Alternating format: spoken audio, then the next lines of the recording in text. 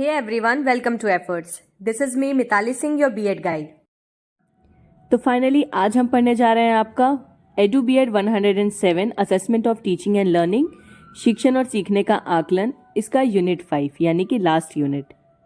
इसके बाकी के जो यूनिट है यानी यूनिट 1, 2, 3 और 4, इनके वीडियोस को और इवन B.Ed सेकेंड सेमेस्टर के जितने भी टॉपिक्स हैं उन सब के वीडियोस को मैंने B.Ed सेमेस्टर 2 नाम की प्लेलिस्ट में रखा है, जिसकी लिंक मैंने आपको डिस्क्रिप्शन बॉक्स में दे दी है। सो मेक श्योर कि यूनिट 5 देखने से पहले आपने बाकी के भी यूनिट्स पढ़ लिए हों। वैसे अगर नहीं भी पढ़े हैं तो आप जाके पढ़ लीजिए, कोई खास इतना मैटर नहीं कर रहा कि पहले वही यूनिट्स पढ़ने और बाद में यूनिट 5 पढ़ना है। हाँ, लेकिन प्लेलिस्ट में मैंने सारे वीडियोस को बिल्कुल सीक्वेंस वाइज ही रखा है। तो चलिए जानते हैं B.Ed सेकेंड सेमेस्टर वालों का जो सेकेंड पेपर है एडू B.Ed 107, इसका unit 5 use of statistics in evaluation, मूल्यांकन में सांख्यिकी का उपयोग। इसमें हमें कौन कौन से टॉपिक्स पढ़ने हैं। वैसे तो आई डोंट लाइक स्टैटिस्टिक्स, इसलिए मैं चाह नहीं रही थी इस यूनिट का वीडियो बनाना, बट फिर लगा मैं नहीं पढ़ाऊंगी तो आपको और कौन पढ़ाएगा, तो समाज कल्याण को प्रायोरिटी देते हुए मुझे वीडियो बनाना पड़ रहा है। सो हमारा पहला टॉपिक है इसमें स्टैटिस्टिक्स, जिसमें हम पढ़ेंगे मीनिंग ऑफ स्टैटिस्टिक्स। इसको हिंदी में कहते हैं सांख्यिकी और हमें पढ़ना है सांख्यिकी का अर्थ।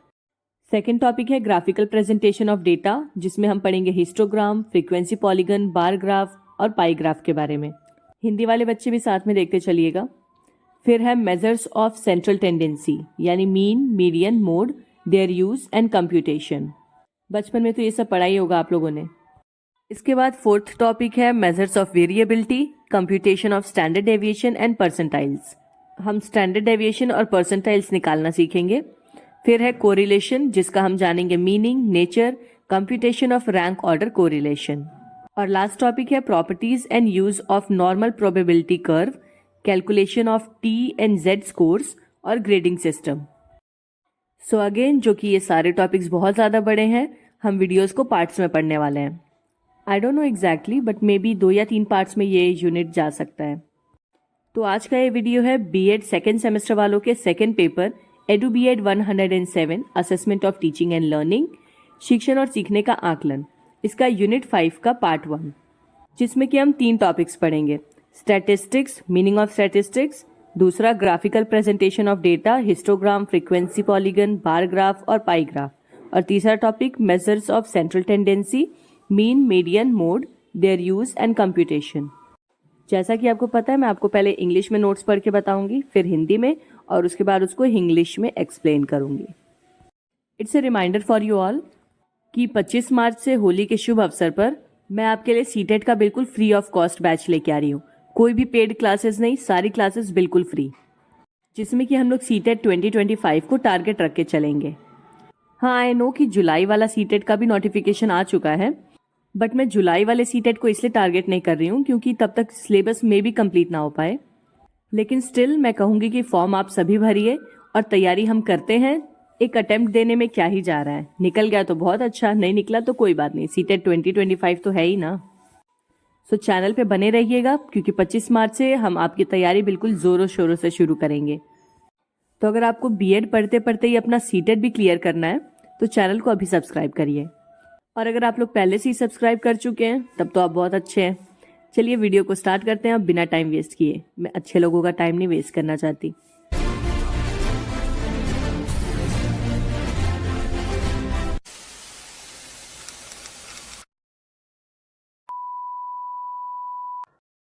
स्टैटिस्टिक्स, जिसे कि हिंदी में कहते हैं सांख्यिकी।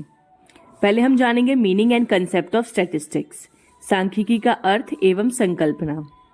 Statistics is the science of collecting, analyzing, interpreting, and presenting data. It's a powerful tool that can be used to understand the world around us. It involves सांख्यिकी डेटा एकत्र करने, विश्लेषण करने, व्याख्या करने और प्रस्तुत करने का विज्ञान है।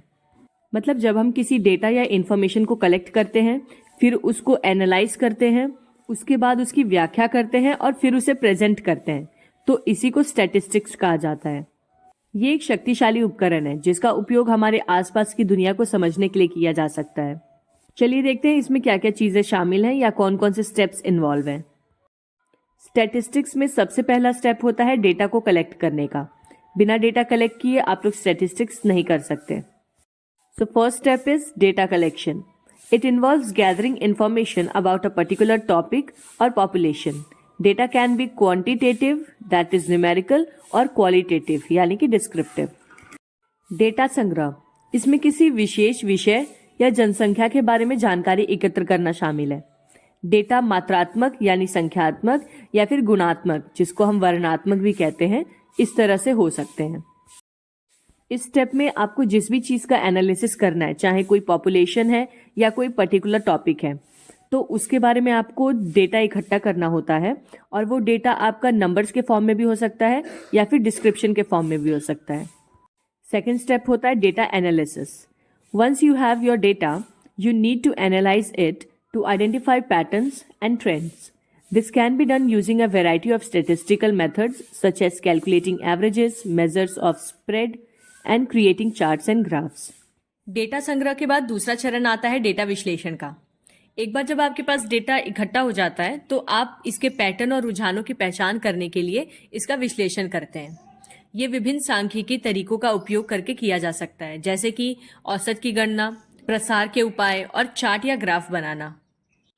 मतलब डेटा के पैटर्न को समझने के लिए अब आपको उसका एनालिसिस करने की जरूरत है, जिसके लिए आप चाहें तो उसका एवरेज निकाल सकते हैं या बार ग्राफ या चार्ट ग्राफ की हेल्प से एनालिसिस कर सकते हैं. थर्ड स्टेज होता है data interpretation. After analysing your data, you need to interpret what it means. This involves drawing conclusions from the patterns you identified and explaining their significance. तीसरे चरण में आपको डेटा की व्याख्या करनी होती है, यानी आपने जो भी डेटा का विश्लेषण किया है उसके बाद अब आप उस डेटा की व्याख्या करेंगे कि उसका अर्थ क्या है. आप बताएंगे कि आपको उस डेटा से क्या पता चला. इसमें आपके द्वारा पहचाने गए पैटर्न से निष्कर्ष निकालना और उसके महत्व को समझाना शामिल है. मतलब क्या कंक्लूजन निकला इस डेटा को कलेक्ट करने का, इसके एनालिसिस का, ये आपको बताना पड़ेगा. और उसके साथ ही इसकी क्या इंपॉर्टेंस है, मतलब इस डेटा की क्या इंपॉर्टेंस है, ये बताना पड़ेगा. After that the fourth step is data presentation. Finally, you need to communicate your findings to others. This can be done through reports, presentations और infographics. डेटा प्रस्तुति. अब अंत में आपको अपने निष्कर्षों को दूसरों तक पहुंचाना होता है. ये काम आप रिपोर्ट, प्रस्तुतिकरण या फिर इन्फोग्राफिक्स की मदद से कर सकते हैं. Statistics is used in a wide variety of fields, including business, medicine, education, and government. It is an essential tool for making informed decisions and solving problems. सांख्यिकी का उपयोग व्यवसाय, चिकित्सा, शिक्षा और सरकार सहित विभिन्न क्षेत्रों में किया जाता है. ये सूची निर्णय लेने और समस्याओं को हल करने के लिए आवश्यक उपकरण है. So I hope you have completely understood what is statistics. क्योंकि अब इससे ज़्यादा अच्छे से मैं नहीं समझा पाऊंगी, because in the beginning only I have told you कि मुझे टॉपिक बिल्कुल पसंद नहीं है. इवन पता है मैंने अपने बीएड के एग्जाम के टाइम पे ये टॉपिक पूरा स्किप कर दिया था. मतलब unit 5 I have skipped completely. हालांकि ये वीडियो बनाते टाइम अब समझ आ रहा है कि ये इतना मुश्किल टॉपिक भी नहीं था. सो अपने लिए ना सही, बट आपके लिए मुझे टॉपिक पढ़ना ही पड़ गया. Okay, now let's move to our next topic, जो कि है ग्राफिकल प्रेजेंटेशन ऑफ डेटा, यानी डेटा की चित्रमय प्रस्तुति. A graphical presentation of data is a way of showing information using charts, graphs and other visual elements.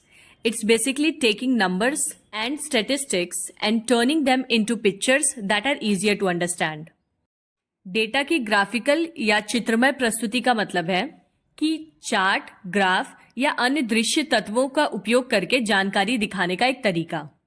मूल रूप से इसका ये मतलब होता है कि संख्याओं और आंकड़ों को लेना और उन्हें चित्रों में बदलना, जिन्हें की आसानी से समझा जा सके. यानी जो भी आप स्टैटिस्टिक्स में डेटा कलेक्ट कर रहे हैं, एनालाइज कर रहे हैं, इंटरप्रेट कर रहे हैं और फिर उसको प्रेजेंट कर रहे हैं, तो ये प्रेजेंटेशन वाला स्टेज है. जब भी आप डेटा को ग्राफ्स, पिक्चर्स या चार्ट्स के फॉर्म में प्रेजेंट करते हैं, जिससे उस डेटा को समझ पाना आसान हो जाए, इसी को कहते हैं graphical presentation of data. Importance of graphical presentation of data. Data की ग्राफिकल प्रस्तुति का महत्व. आखिर क्यों हम डेटा को ग्राफिकल फॉर्म में प्रेजेंट करते हैं, आइए जानते हैं इसकी क्या इंपॉर्टेंस है. Easier to grasp. Our brains are wired to process visuals better than raw numbers. A well-designed graph can reveal patterns and trends that might be hidden in a table of data. जब भी हम किसी data को चित्रमय तरीके से प्रस्तुत करते हैं तो वो समझने में आसान होता है. हमारा दिमाग मूल संख्याओं की तुलना में दृश्यों को बेहतर ढंग से संसाधित कर पाता है. मतलब हमारा दिमाग नंबर्स के कंपैरिजन में पिक्चर्स को ज्यादा अच्छी तरह से याद रख पाता है या समझ पाता है। तो एक अच्छी तरह से डिजाइन किया गया ग्राफ उन पैटर्न और रुझानों को प्रकट कर सकता है जो डेटा की तालिका में छिपे हो सकते हैं। हो सकता है कि आपने डेटा को टेबल में लिखा हो और वो टेबल समझने में थोड़ा सा मुश्किल हो, लेकिन अगर आप उसी डेटा को टेबल की जगह ग्राफ के फॉर्म में प्रेजेंट करेंगे तो it will be easier to understand. Comparisons. You can easily compare different things side by side in a graphical presentation. This is helpful for seeing how things measure up against each other. तुलना. आप graphical presentation में अलग अलग चीजों की एक दूसरे के साथ आसानी से तुलना कर सकते हैं। इससे आपको ये देखने में मदद मिल सकती है कि चीजें एक दूसरे के विरुद्ध कैसे मापी जाती हैं। Spotting trends. Graphs can show you how data changes over time, which can help you identify trends and make predictions. रुझानों का पता लगाना. ग्राफ आपको ये दिखा सकते हैं कि समय के साथ डेटा किस तरह से बदल रहा है, जो आपको रुझानों की पहचान करने और पूर्वानुमान लगाने में मदद कर सकता है। जैसे कि मान लीजिए किसी पर्टिकुलर एरिया के क्लाइमेट को हर साल मेजर किया जा रहा है और उस डेटा को ग्राफ के फॉर्म में रिप्रेजेंट किया जा रहा है। फिर आप हर साल के ग्राफ को देख के ये पता लगा सकते हैं कि किस तरह से जो क्लाइमेट का चार्ट है वो चेंज हो रहा है। There are many different types of graphical presentations, each with its own strengths and weaknesses. The best type of graph to use will depend on the kind of data you are trying to show. कई अलग अलग प्रकार की graphical प्रस्तुतियां हैं जिनमें से प्रत्येक की अपनी ताकत है और अपनी कमजोरियां हैं। उपयोग करने के लिए सर्वोत्तम प्रकार का ग्राफ इस बात पर निर्भर करेगा कि आप किस प्रकार का डेटा दिखाने का प्रयास कर रहे हैं। चलिए अब जानते हैं types of graphical representation of data, यानी किन किन तरीकों से आप डेटा को चित्रमय तरीके से प्रस्तुत कर सकते हैं। सबसे पहला है histogram. Meaning and concept of histogram. Histogram का अर्थ और अवधारणा. A histogram is a way of visualising data using bars. It helps you understand how your data is spread out. Key points of histogram are. Histogram bar का उपयोग करके data को visualise करने का एक तरीका है। ये आपको समझाने में मदद करता है कि आपका डेटा कैसे फैला हुआ है या किस तरह से विस्तृत है। चलिए हिस्टोग्राम के बारे में कुछ मुख्य बातें जानते हैं। Visual representation. Imagine a bar graph, but instead of individual data points, histograms use ranges of values. These ranges are called bins. अगर हम इसके दृश्य की बात करें, मतलब ये दिखता कैसा है, तो आप एक बार ग्राफ की कल्पना करें, लेकिन व्यक्तिगत डेटा बिंदुओं के बजाय हिस्टोग्राम मानों की श्रेणियों का उपयोग करता है। मतलब दिखने में ये बार ग्राफ की जैसा ही होता है, लेकिन इसमें इंडिविजुअल डेटा पॉइंट्स की जगह कई सारे वैल्यूज यूज होते हैं और इन श्रेणियों को डिब्बे यानी कि बिन्स कहा जाता है। Binning the data. You decide on the width of the bins and group your data points into these bins. The width and number of bins affect how the histogram looks. Data को बिन करना. आप डिब्बे की चौड़ाई को तय करते हैं और अपने डेटा बिंदुओं को इन डिब्बे में समूहित करते हैं. डिब्बे की चौड़ाई और संख्या हिस्टोग्राम के दिखने के तरीके को प्रभावित करती है. आप कंसेप्ट्स को सुन के परेशान मत होइए. अभी मैं आपको पिक्चर के थ्रू समझाऊंगी कि हिस्टोग्राम कैसा दिखता है. एक्सिस. द हॉरिजॉन्टल एक्सिस यानी कि x axis represents the range of values in your data. Each bin occupies a specific portion of this axis. The vertical axis यानी कि y axis shows the frequency or how many data points fall within each bin.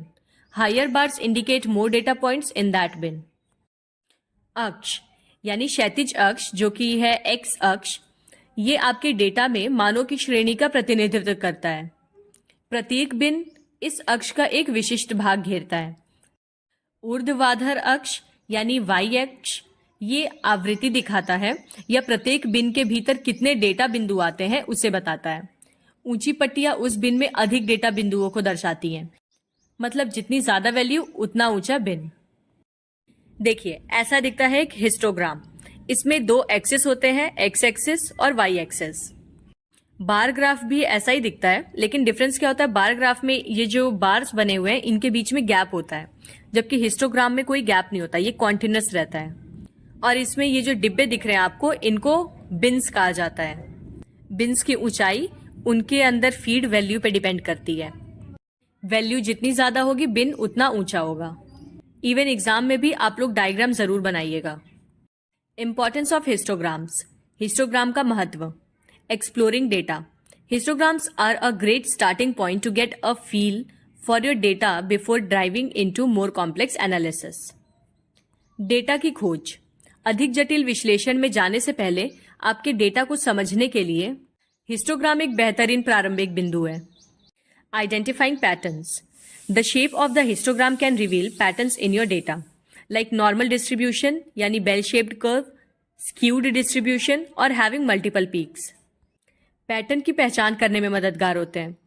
Histogram का जो आकार है वो आपके data में pattern प्रकट कर सकता है, जैसे कि सामान्य वितरण जो घंटी के आकार का वक्र होता है, या तिरछा वितरण, या फिर एकाधिक शिखर होना।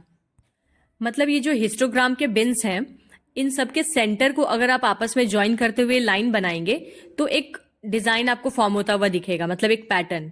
इससे आप अपने डेटा के पैटर्न को समझ पाएंगे। Comparing data sets. You can use histograms to visually compare two or more data sets and see how their distributions differ. Data set की तुलना करना। आप दो या दो से अधिक डेटा सेट की तुलना करने के लिए हिस्टोग्राम का उपयोग कर सकते हैं और ये देख सकते हैं कि उनका वितरण कैसे भिन्न है एक दूसरे से। Overall, histograms are a powerful tool for understanding the distribution of your data and uncovering hidden patterns. तो कुल मिलाकर हिस्टोग्राम आपके डेटा के वितरण को समझने और छिपे हुए पैटर्न को उजागर करने के लिए एक शक्तिशाली उपकरण है। कोशिश करिएगा कि अपने आंसर का थ्योरी पार्ट लिख लेने के बाद आप लोग डायग्राम जरूर बनाएं, ठीक है। हिस्टोग्राम के बाद है frequency polygon. Meaning and concept of frequency polygon. आवृत्ति बहुभुज का अर्थ और अवधारणा। A frequency polygon is a type of graph used in statistics to visualize the distribution of data. It's similar to a histogram, but instead of using bars, it connects the midpoints of each class interval with straight lines, forming a polygonal shape. Here's a breakdown of the concept. Frequency बहुभुज एक प्रकार का graph है जिसका उपयोग आंकड़ों में data के वितरण को दिखाने के लिए किया जाता है। ये एक हिस्टोग्राम की तरह ही होता है, लेकिन इसमें सलाखों यानी कि जो बिन्स हैं, बार्स, उनका उपयोग करने के बजाय ये प्रत्येक वर्ग अंतराल के मध्य बिंदुओं को सीधी रेखाओं से जोड़ता है, जिससे एक बहुभुज आकार बनता है। यहाँ अवधारणा का विवरण दिया गया है। मतलब जो हिस्टोग्राम है उसमें जो आपने बार्स बनाए थे, हर बार के मिड पॉइंट को आप आपस में कनेक्ट कर दीजिए, तो जो एक लाइन या पैटर्न बनेगा हिस्टोग्राम के बार्स को हटा देने के बाद, उसी को फ्रीक्वेंसी पॉलीगन कहते हैं। चलिए अब इसको डिटेल में पढ़ते हैं। Frequency polygons represent how often certain values और frequency appear within a specific range और class interval of your data set. Data वितरण। आवृत्ति बहुभुज दर्शाता है कि आपके डेटा सेट की एक विशिष्ट सीमा या वर्ग अंतराल के भीतर कुछ मान यानी आवृत्ति कितनी बार दिखाई देती है। फ्रीक्वेंसी का क्या मतलब होता है? कितनी बार, how often.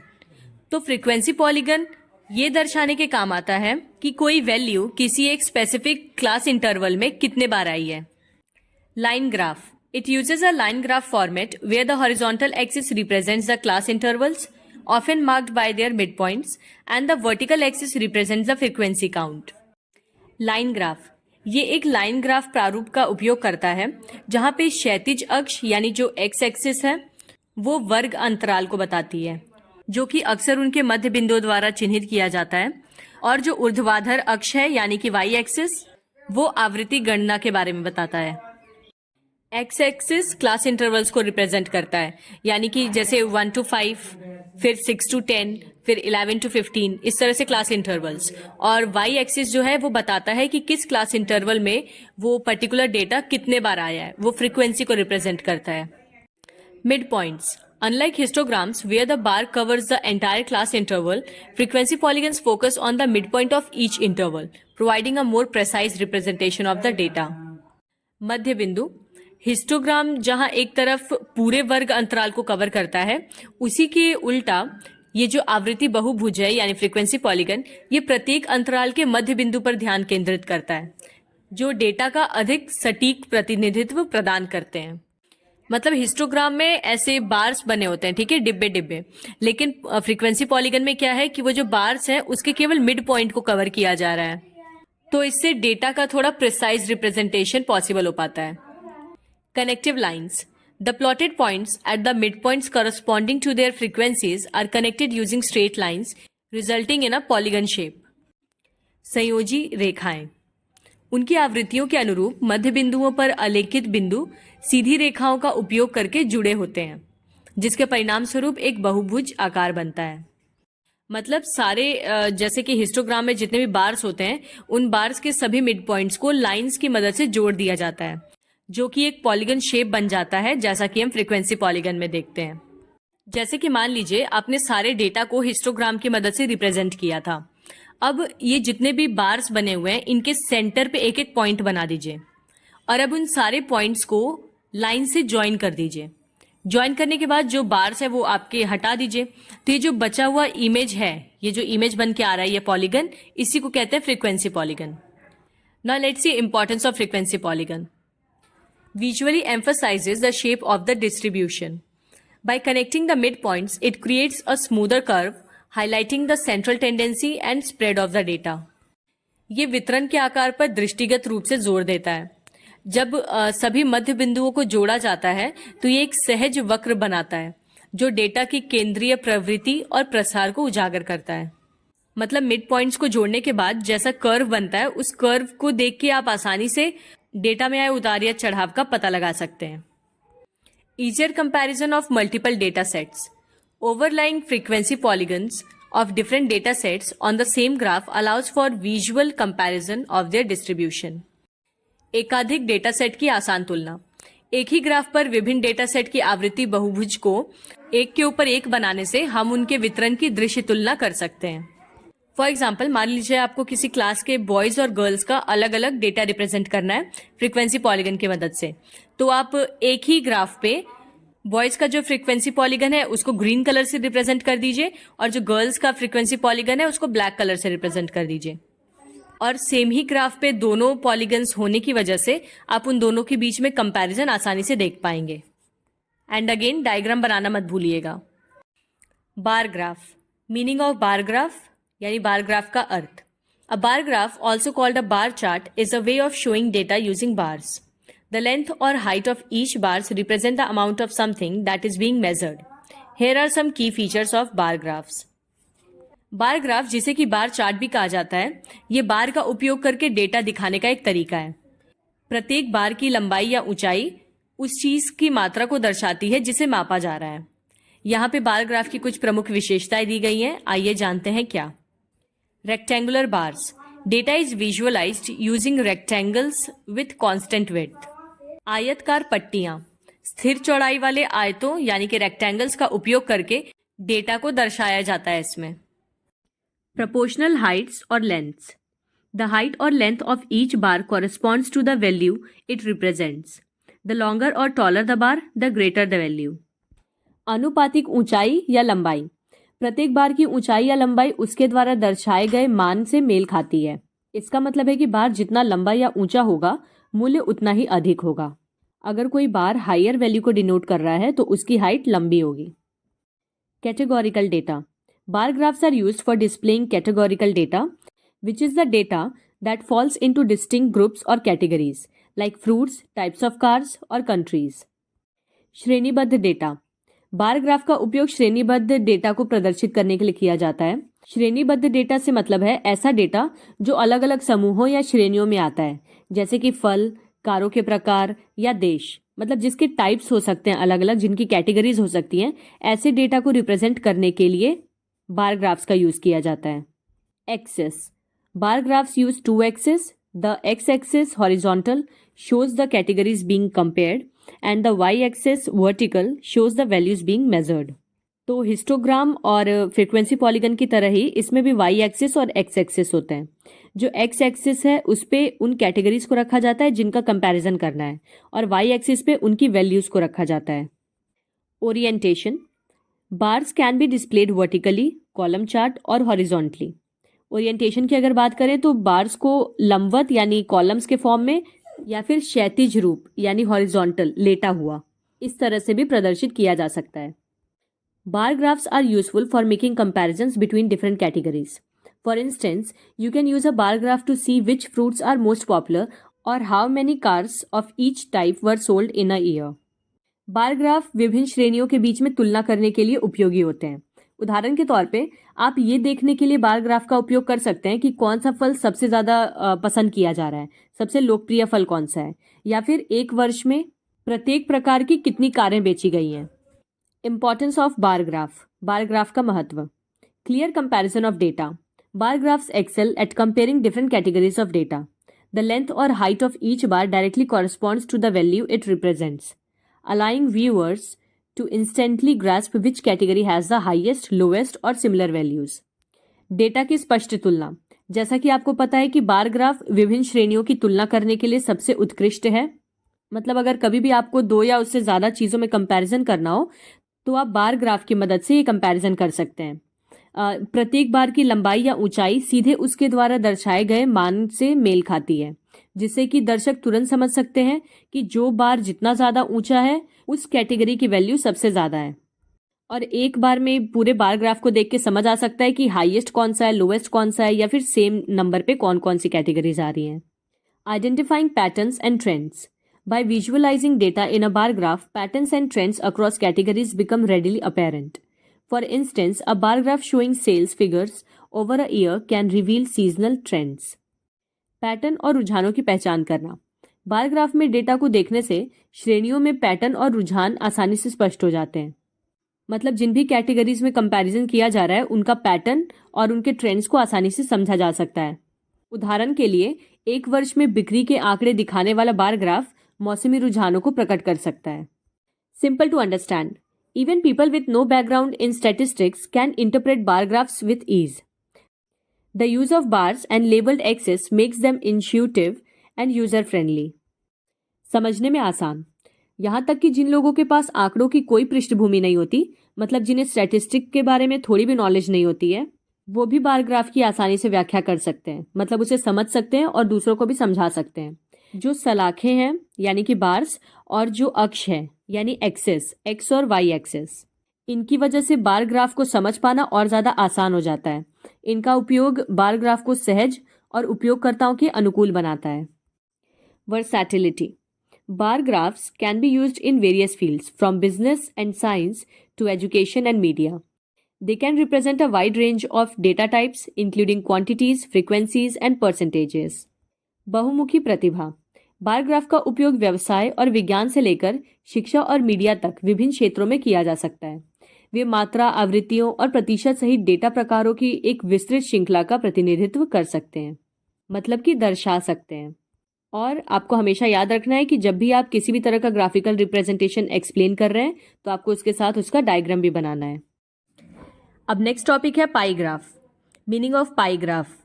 A pie chart is a graph that uses a circle to depict data. It's like a real pie cut into slices, where the size of each slice represent a portion of the whole pie.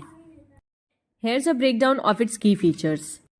Pie chart एक graph होता है जिसमें कि data को चित्रित करने के लिए एक वृत्त यानी कि सर्कल का उपयोग किया जाता है। अगर आपने कभी एक पाई खाई हो तो पाई सर्कल शेप में होता है, उसको अगर आप स्लाइसेस में कट कर दीजिए, बिल्कुल वही है पाई चार्ट, जहाँ पे हर स्लाइस जो कंप्लीट पाई है उसके एक पार्ट को दर्शाता है। चलिए इसकी कुछ विशेषताओं के बारे में जानते हैं। सबसे पहला अभी जो मैंने आपको बताया, circular shape. The entire circle represents the whole data set. गोलाकार आकार। पाई ग्राफ सर्कल शेप का होता है, ठीक है, तो संपूर्ण वृत्त संपूर्ण डेटा सेट को दर्शाता है, मतलब पूरा सर्कल पूरे डेटा सेट को रिप्रेजेंट करता है। Slices. The circle is divided into slices like slices of pi. Each slice represent a category और group within the data set. अब अगर हम स्लाइसेस की बात करें या भाग की, तो जो पूरा पाई है उसको सर्कल की पाई की तरह ही स्लाइसेस में डिवाइड कर दिया जाता है। प्रत्येक स्लाइस डेटा सेट के भीतर एक श्रेणी या समूह को दर्शाता है। Slice size. The size of a slice is proportional to the value it represents. A larger slice indicates a larger portion of the data set. Slice का आकार। एक स्लाइस का आकार उसके द्वारा दर्शाए गए मूल्य के समानुपाती होता है। जैसे कि एक बड़ा टुकड़ा है तो वो डेटा सेट के एक बड़े हिस्से को इंगित करेगा, मतलब डेटा की जितनी ज़्यादा वैल्यू उतना बड़ा slice. Percentages. Pie charts often use percentages to show how much each slice contributes to the whole. All the slices add up to 100%। प्रतिशत, पाई चार्ट अक्सर ये दिखाने के लिए प्रतिशत का उपयोग करते हैं कि प्रत्येक टुकड़ा संपूर्ण में कितना योगदान देता है। सभी स्लाइसों का योग या सभी भागों का योग 100% तक होता है। मतलब पाई चार्ट में जितने भी स्लाइसेस होंगे, जब आप उन सबको ज्वाइन करेंगे तो उन सबका सम 100 आएगा। मतलब वो ओवरऑल 100% को रिप्रेजेंट करता है, एक complete pi. In essence, a pie chart helps you visualize how parts of something make up a whole. It's a great way to see the relative sizes of different categories and compare them easily. संक्षेप में कहें तो एक pie chart आपको ये कल्पना करने में मदद करता है कि किसी चीज़ के हिस्से कैसे संपूर्ण बनाते हैं। मतलब कई अलग अलग हिस्सों को जब आप जोड़ें तो वो एक कंप्लीट बना देते हैं। ये विभिन्न श्रेणियों के सापेक्ष आकार देखने और उनकी आसानी से तुलना करने का एक शानदार तरीका है। Importance of pie graph: simple and accessible. Pie charts are intuitive. A circle represents the whole and slices of the pie represent portion of that whole. This makes them easy for people to understand, even those without a strong background in data analysis. सरल और सुलभ, pie chart सहज होते हैं। एक वृत्त यानी circle संपूर्ण को दर्शाता है और पाई के जो टुकड़े हैं वो उस संपूर्ण के कुछ हिस्सों को दर्शाते हैं। इससे लोगों के लिए भी इन्हें समझना आसान हो जाता है। मतलब जो स्लाइस जितना ज़्यादा बड़ा, उस कैटेगरी की उतनी ज़्यादा वैल्यू। यहाँ तक कि उन लोगों को भी ये समझने में आसानी होती है जिनके पास डेटा विश्लेषण का कोई मजबूत ज्ञान या जानकारी नहीं होती। Highlighting proportions: pie charts excel at showing how charts relate to a whole. Each slice represents a percentage of the total, allowing viewers to instantly grasp the relative size of different categories. अनुपातों को उजागर करना: pie chart ये दिखाने में उत्कृष्टता रखते हैं कि भाग संपूर्ण से कैसे संबंधित है। प्रत्येक स्लाइस कुल यानी कि संपूर्ण का 1% दर्शाता है। मतलब हर स्लाइस पूरे सर्कल का कोई ना कोई परसेंट दर्शाता है, जिससे कि दर्शक विभिन्न श्रेणियों के सापेक्ष आकार को तुरंत समझ सकते हैं। मतलब सिर्फ स्लाइस के साइजेस को देख के ही अंदाजा लगाया जा सकता है कि कौन सी कैटेगरी की वैल्यू कितनी हाई है। Effective communication: Because of their simplicity, pie charts can be a great way to communicate complex data to a general audience. They can be used in presentations, reports, infographics, and other visual communication tools. प्रभावी संचार: अपनी सादगी के कारण pie chart सामान्य दर्शकों तक जटिल डेटा संप्रेषित करने का एक शानदार तरीका हो सकता है। उनका उपयोग प्रस्तुतियों, रिपोर्टों, इन्फोग्राफिक्स और अन्य दृश्य संचार उपकरणों में किया जा सकता है। तो आप लोग पाई ग्राफ का भी डायग्राम देख लीजिए। ये देखिए, एक पूरा सर्कल ये होल को रिप्रेजेंट कर रहा है, यानी इस कंप्लीट चीज को, और इसमें जो स्लाइसेस बने हुए हैं ये एक पर्टिकुलर कैटेगरी के प्रपोर्शन को दर्शा रहे हैं। अब हमारा नेक्स्ट टॉपिक है मेजर्स ऑफ सेंट्रल टेंडेंसी, केंद्रीय प्रवृत्ति के माप। पहले तो हम जानते हैं कि इसका मतलब क्या है। Meaning of measures of central tendency यानी केंद्रीय प्रवृत्ति के माप का अर्थ। Measures of central tendency are statistical measures that attempt to summarize a data set by representing its central or typical value. There are three main types of measures of central tendency, that is mean, median and mode. देखिए, ये वाला जो topic है आपका measures of central tendency, इसमें मैं हिंदी वाला read नहीं करूंगी क्योंकि काफ़ी कॉम्प्लेक्स टर्म्स हैं और बहुत कंफ्यूजिंग हो जाएगा। तो मैं सिर्फ इंग्लिश लैंग्वेज में ही रीड करते हुए आपको सारी चीज़ें एक्सप्लेन करूंगी। अगर हिंदी मीडियम वाला भी कोई देख रहा है तो उसके लिए मैंने हिंदी में नोट्स यहाँ आपको अवेलेबल करा दिए नीचे, आप चाहें तो उन्हें देख सकते हैं, बट एक्सप्लेनेशन मैं सिर्फ इंग्लिश वाले को पढ़ के बताऊंगी। मेजर्स ऑफ सेंट्रल टेंडेंसी का मतलब क्या है? ये स्टैटिस्टिकल मेजर्स हैं जो कि कई सारे डेटा को समराइज वे में यानी छोटे वे में रिप्रेजेंट करने की कोशिश करते हैं। जैसे मान लीजिए मेरे पास किसी क्लास का बहुत सारा डेटा है। अब उस डेटा को कंसाइज करने के लिए, मतलब छोटा करने के लिए, मैं क्या करूंगी, उसका एवरेज निकाल लूंगी।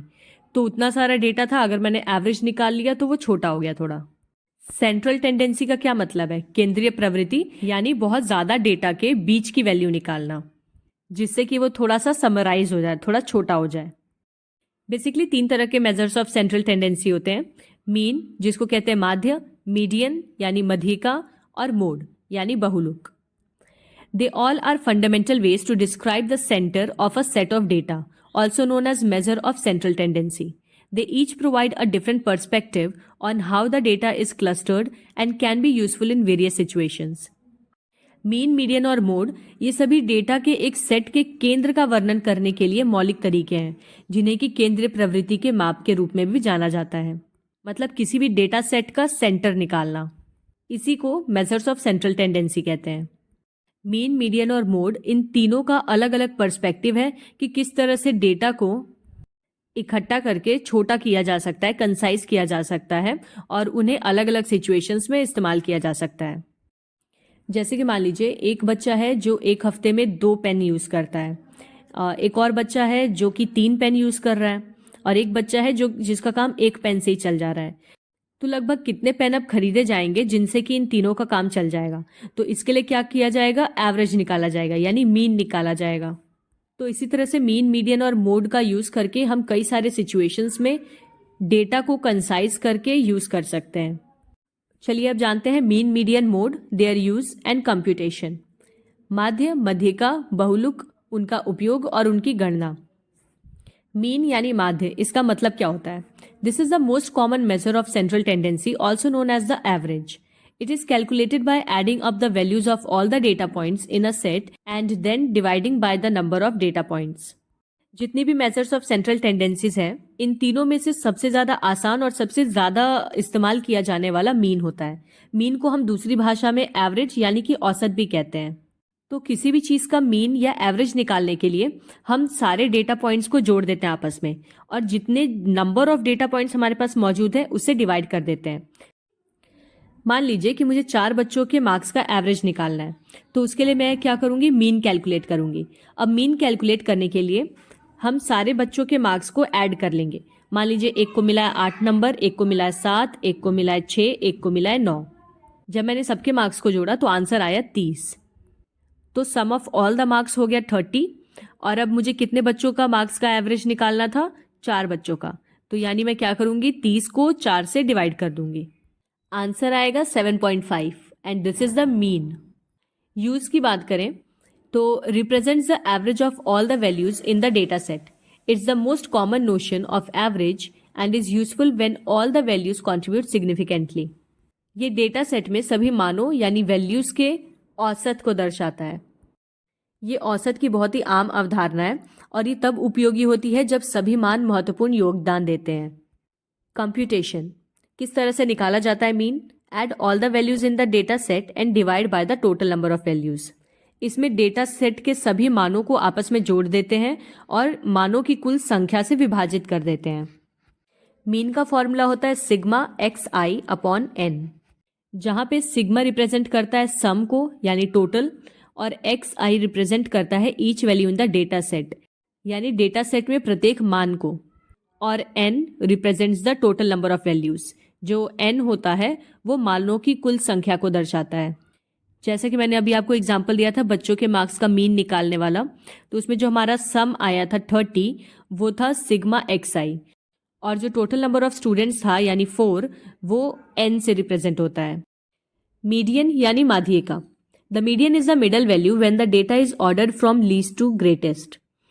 If you have an even number of data points, the median is the average of the two middle values. किसी चीज का मीडियन निकालने के लिए सबसे पहले तो आपको पूरे डेटा को लीस्ट से ग्रेटेस्ट की तरफ अरेंज करना होता है यानी असेंडिंग ऑर्डर में, और उसके बाद दोनों तरफ से काउंट करते हुए जो वैल्यू बीच में आती है वही उसका मीडियन होता है। जैसे मान लीजिए आपके पास टोटल 7 नंबर ऑफ वैल्यूज हैं, तो उन सभी वैल्यूज को आप असेंडिंग ऑर्डर में अरेंज करेंगे और जो वैल्यू चौथे नंबर पे आएगी वही आपका मीडियन होगा। ये तो है ऑड के केस में, लेकिन अगर मान लीजिए आपके पास इवन नंबर ऑफ वैल्यूज हैं, यानी कि अगर 10 है, तो इस केस में मीडियन कौन सी वैल्यूज होंगी? जो 5th और 6th नंबर पे वैल्यूज आ रही होंगी उनको सम करके, मतलब जोड़ के उनका एवरेज जो आएगा वही उसका मीडियन होगा। अभी मैं आपको एग्जाम्पल से भी समझाऊंगी, so don't get confused. Use represents the middle value when the data is arranged in ascending or descending order. It's not affected by extreme values or outliers as much as the mean. जब data को छोटे से बड़े क्रम में या फिर बड़े से छोटे क्रम में व्यवस्थित किया जाता है तो उसके वैल्यू को मीडियन से रिप्रेजेंट करते हैं, और किसी भी एक्सटर्नल डेटा या वैल्यू को ऐड करने से मीडियन उतना इफेक्टेड नहीं होता जितना कि मीन होता है। मीन के केस में अगर आप एक छोटी सी वैल्यू भी उसमें बढ़ा या घटा दे रहे हैं तो उससे पूरा का पूरा एवरेज बदल जाएगा, जबकि मीडियन के केस में क्या है कि कुछ ज़्यादा परिवर्तन नहीं आता, बस आपको नंबर्स को सही असेंडिंग ऑर्डर में अरेंज करना होता है। आइए इसका कंप्यूटेशन देखते हैं कैसे निकाला जाता है मीडियन।